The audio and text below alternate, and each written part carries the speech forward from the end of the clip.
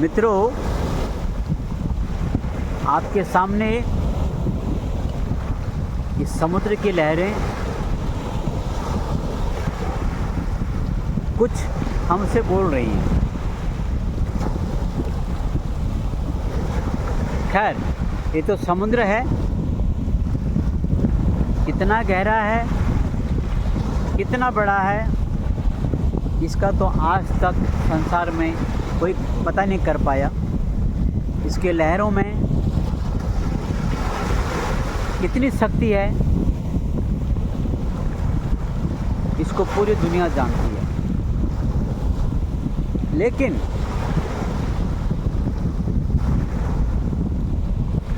ये समुद्र की लहरें हैं, ये कुछ ऐसा बता रही हैं हमें कि जीवन में जो आपका जो मन रूपी जो अथाह समुद्र है, उसमें जो आपकी भावनाएं होती हैं, जो भावनाएं रूपी जो लहरें आती हैं, वो कुछ ऐसे होते हैं। आपकी मन की भावना समय समय पर बदल जाते हैं परिस्थितियों को देखते हुए। लेकिन मैं ये कहूँगा, कैसी भी परिस्थिति हो, आपकी भावनाएं शुद्ध होनी चाहिए। किसी के प्रति हो, समाज के प्रति हो, देश के प्रति हो, किसी के प्रति हो, लेकिन भावनाओं में खोट नहीं आना चाहिए। मित्रों, एक बार फिर दूर देश से विश्लेषण में आपका अभिनंदन। अब आप सोच रहे हैं कि मैं समुद्र के किनारे बैठ के इन भावनाओं की क्या बात कर रहा हूँ। ऐसे ही है। एक कहानी सुनाता हूँ आपको मैं। एक गांव में एक परिवार के किसी सदस्य की बहुत ही स्वास्थ्य खराब हो गया। तो स्वास्थ्य खराब हुआ, उन्होंने वैद्य को, डॉक्टर को, नीम को, हकीम को, सबको दिखाया, लेकिन उनको कोई आराम नहीं मिला।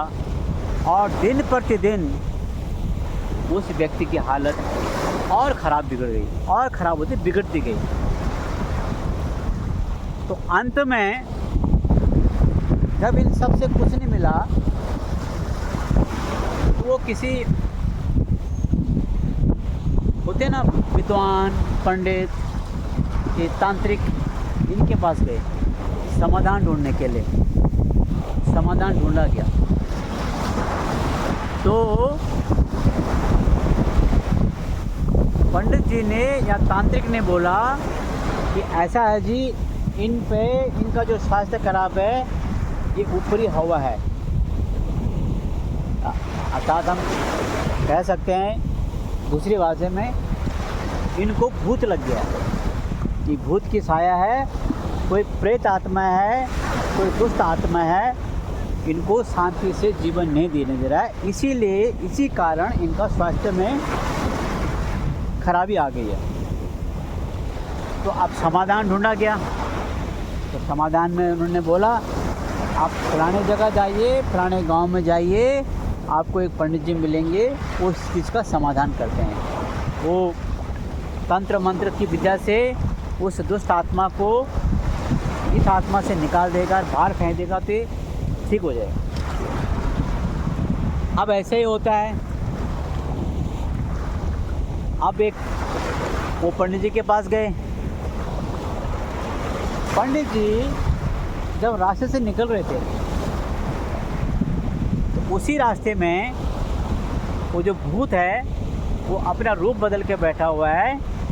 तो उन्होंने उस पंडित जी को पूछा, पंडित जी आप कहाँ जा रहे हैं? तो पंडित जी ने बोला, अरे यार, वो फलाने गांव में ना फलाने का बेटा बीमार हो रखा है, उसको देखने जा रहा हूँ। तो जो भूत है वो कहता है क्या हुआ? कह रहे अरे भूत लगा साला उस पर, उसको भगाने जा रहा हूँ। तो भूत ने बोला ठीक है। अब वो वहाँ गया, पंडित जी ने वहाँ पूजा पाठ करा, तंत्र मंत्र करा, जो भी करना था, पैसे लेके चले गया, लेकिन उस व्यक्ति का स्वास्थ्य ठीक नहीं हुआ। फिर कुछ दिनों बाद उन्होंने दूसरे पंडित को ढूंढा, दूसरा पंडित, दूसरा तांत्रिक आया, फिर वही भूत वही रास्ते में खड़ा है। बोला भाई साहब कहाँ जा रहे हो? बोला यार फलाने गाँव जा रहा हूँ। बोला किस काम से? बोला वो फलाने की तबीयत खराब है। और बोला क्या हुआ? बोले एक उसको सब डॉक्टर को दिखा दे, बिल्कुल कोई तकलीफ नहीं, लेकिन एक भूत महाराज उस पर लगे हुए हैं, भूत को भगाने जा रहे हैं, साला बड़ा कमीना है, छोड़ नहीं रहा है। सुना है कि कई लोगों ने उसको कोशिश करी। बोला अच्छा। वो भी वहाँ गया, तंत्र मंत्र करा, खूब पैसा ले गया, जेब में भरे चल दिया, कोई फर्क नहीं पड़ा। इस प्रकार से जितनी उस परिवार की क्षमता थी, अपने क्षमता के अनुसार उन्होंने जगह जगह से पंडितों को बुलाया बारी बारी से, लेकिन इसके परिणाम स्वरूप उस व्यक्ति की तबीयत तो बिल्कुल सही नहीं हुई और ख़राब होती जा रही है। फिर एक दिन किसी ने बोला भाई एक पंडित वहाँ है, आप वहाँ जाइए। वो बहुत ही सौम्य स्वभाव के हैं, बहुत ही बड़े जानकार हैं, और उम्मीद है कि वो जब तंत्र मंत्र करेंगे तो इस आदमी का स्वास्थ्य ठीक हो सकता है। अब पंडित जी को बुलाया गया। फिर पंडित जब रास्ते से आ रहे हैं तो भूत महाराज खड़ा हो गया। बोला भाई साहब कहाँ जा रहे हो? बोला यार फलाने के घर जा रहा हूँ। बोला क्या काम है? किसके घर जा रहे हो? बोला यार फलाने के घर जा रहा हूँ, उसकी तबीयत खराब हो रही है। बोला क्या हुआ? बोला यार पता नहीं क्या हुआ, सुना है वहाँ कई पंडित आए, एक भूत लगा उन पर, बड़ा कमीना है वो, अपनी बात हमारी बात तो इसी पंडित की बात को मानता नहीं। इस बार तो ऐसा बांधूंगा, ऐसा कूटूंगा कि वो पाताल लोक में चले जाएगा। अच्छा बोला ठीक है जाओ। पंडित जी वहाँ गए, फिर वही रोज़ की पूजा पाठ करा, ये मंगाया वो मंगाया, ये करा, दिन रात कटा करा, खूब पैसे बढ़ रहे जेब में, चल दिए, कुछ नहीं हुआ। अब क्या, आखिर मैं परिवार थक गया। फिर किसी ने बोला अगर एक पंडित और है जी, एक पंडित और है, आप उनके पास जाइए, बिल्कुल वो तो ठीक ही कर देंगे। पहुँचे, पंडित जी के घर पहुँचे, पंडित जी को न्योता दिया गया। पंडित जी ने बोला तुम चलो फिर मैं आता हूँ अपनी सुविधा अनुसार। आप कुछ दिन बाद पंडित जी आ गए। एक ही रास्ता वही है उनके घर जाने के लिए, दूसरा कोई रास्ता ही नहीं है। अब क्या करें? भूत महाराज फिर वहाँ खड़े हो गए ऐसा करके। अब भूत महाराज ने पूछा अरे भाई साहब कौन है आप, कहाँ जा रहे हैं? बोला महाराज आप मेरे को पहचानते हो? बोला यार जाना। कह रहा बोला नमस्कार, कैसे हैं आप? ठीक ठाक, घर में सब बढ़िया? भूत कहता हाँ सब बढ़िया, आनंद मंगल, आप सुनाइए। बोला मैं भी आनंद मंगल हूँ। अच्छा, भूत के तो दिमाग में था, वो तो जानना चाहता था। बोला भाई साहब आप फिर जा कहाँ रहे हैं? बोला यार एक यहाँ पे एक फलाना गांव है, उसमें कोई परिवार रहता है, उनके परिवार में किसी की तबीयत बहुत ख़राब बिगड़ गई है और कई सालों से इलाज चल रहा है लेकिन कोई फ़ायदा नहीं हुआ। तो उनको मेरे बारे में पता चला तो मैं थोड़ा बहुत विद्या जानता हूँ। बोला विद्या किस बात की? बोला वहाँ उनके ऊपर ही छाया है, भूत का लगा हुआ है। तो बोला आप क्या कर लोगे? बोला मैं कुछ नहीं कर सकता, मैं क्या करूँ, मैं तो एक प्राणी हूँ, एक साधारण इंसान हूँ। उन्होंने मुझे विश्वास किया है, मैं इसलिए वहाँ जा रहा हूँ। मैं थोड़ा तंत्र मंत्र जरूर जानता हूँ, लेकिन बिना भूत महाराज की कृपा होने से तो जब कृपा नहीं होगी तो मैं कैसे करूँगा?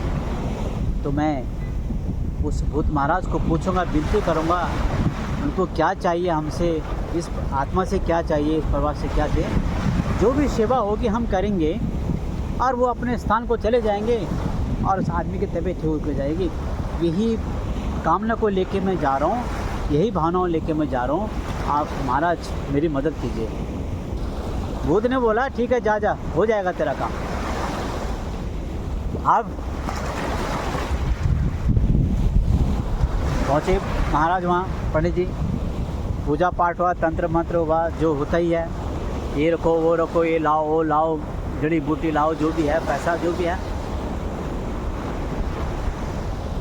जब विदाई की बात आई तो परिवार ने पूछा, पंडित जी आपके कितने पैसे हो गए? तो सब क्यों बोलते थे? तो सब बोलते थे इतना चाहिए उतना चाहिए। इन पंडित जी ने कुछ नहीं बोला, बोला जो आपकी सजा है दे देना, लेकिन अभी नहीं, जब इनका स्वास्थ्य ठीक हो जाएगा तब जाके देना, नहीं तो क्यों देना। अब ऐसे ही हुआ, पंडित जी बिना दान दक्षिणा लिए हुए वहाँ से चल दिए। और जब चल दिए तो रास्ते में फिर भूत खड़ा था। बोला अरे भाई साहब आ गए वापस? बोला हाँ आ गए। बोला कैसा रहा कार्यक्रम? बोला अभी तो ठीक ही रहा, फिर बाकी आप वो भूत महाराज जाने, अगर कोई गलती होगी कोई कमी बेसी होगी तो दोबारा आऊँगा, फिर उस कार्य में जोड़ूंगा, उनकी सेवा करेंगे, अगर वो खुश हो गए होंगे तो इससे बड़ी बात क्या है। उसने बोला ठीक है जा, हो जाएगा। अब पंडित जी चल पड़े, पंडित जी घर गए। अगले दिन ही पंडित जी के पास उनके परिवार से आ गए। बोला महाराज आपने बड़ी कृपा करी, आप आए हमारे घर पे, आपने मेरे बच्चे को, मेरे परिवार के इस मेंबर को ठीक करा, इससे बड़ी बात क्या हो सकती है, हम अब बड़े आपके आभारी हैं। पंडित जी बोला ठीक है कोई नहीं, ये मेरा काम था, मेरा कर्तव्य था, आपको फ़र्क पड़ गया तो बहुत अच्छी बात है, खुश रहो, आशीर्वाद। मित्रों कहानी थोड़ा लंबी हो गई है, लेकिन कुछ सीखने के लिए आपको रुकना तो पड़ेगा। अब इस कहानी के पीछे भाव क्या है, इससे हमको और आपको सीखने को क्या मिला, इस बात पर आते हैं। आप जिस भावना से, जिस भाव से जिसको देखोगे, जिस कार्य को करोगे, जिसका आदर अनादर करोगे, उसी भाव से आपको उसका प्रतिफल भी मिलता है। कितने पंडित आए, बड़े बड़े धुरंधर आए, जानकार आए, लेकिन उनके अंदर क्या भाव था? तो भूत महाराज साला पता नहीं कहाँ से आ गया, पता नहीं जाता क्यों नहीं, इतना कुछ कर लिया। भावना क्या थी? भूत महाराज नहीं, भूत साला, गाली गलौज करी भूत।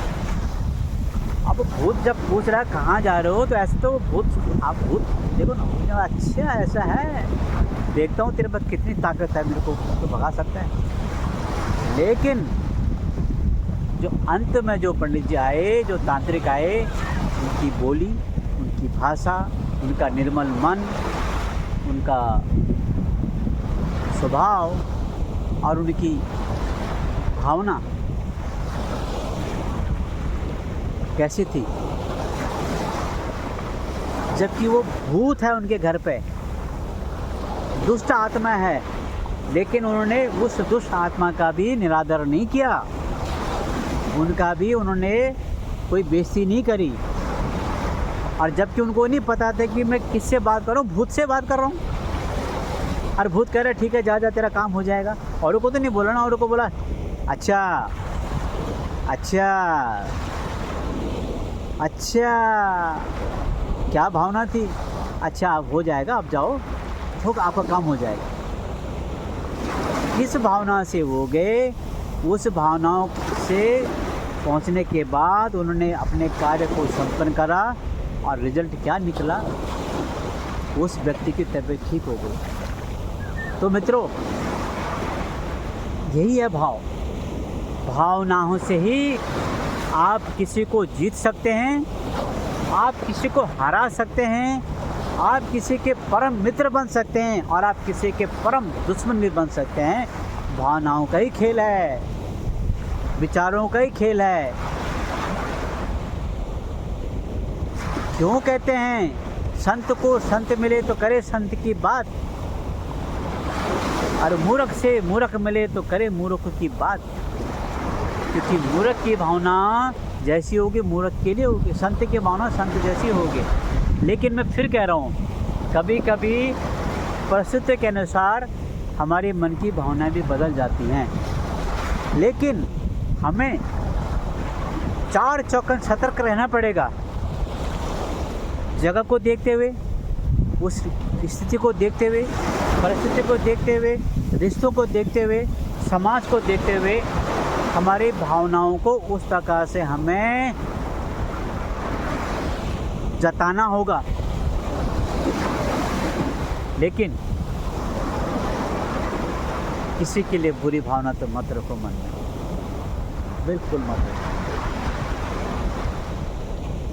आज आप अपने मन में किसी के प्रति दुर्भावना रखते हैं, हो सकता है कल कोई भी तो होगा जो आपके प्रति दुर्भावना मन में रखता होगा।